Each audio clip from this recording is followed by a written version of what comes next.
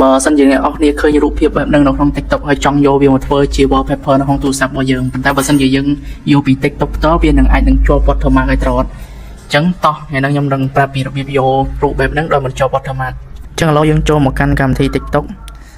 คลิกកន្លែង search អ្នកនរគ្នាអញ្ចឹងយើងចង់បាន wallpaper ខ្ញុំ search ពាក្យ wallpaper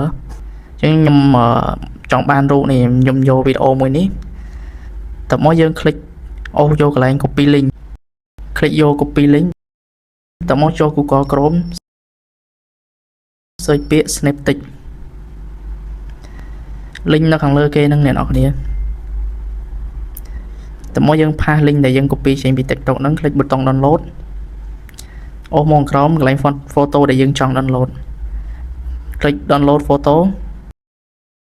click save ម្ដងទៀតចូលមកកាន់ folder file អញ្ចឹងយើងបានរូបហ្នឹងហើយអ្នកនរគ្នា click ប៊ូតុងខាងក្រោមហ្នឹងហើយអូសដាក់រកកន្លែងពាក្យ save image អញ្ចឹងនៅពេលហ្នឹងយើងបានរូបចូលមកកាន់ photo យើងហើយអ្នកនរគ្នាអញ្ចឹងវីដេអូមានតែប៉ុណ្្នឹងទេបើសិនជាអ្នកនរគ្នាចូលចិត្តជួយ like follow អ្នកមួយផងចាំជួបគ្នានៅវីដេអូក្រោយបាយបាយ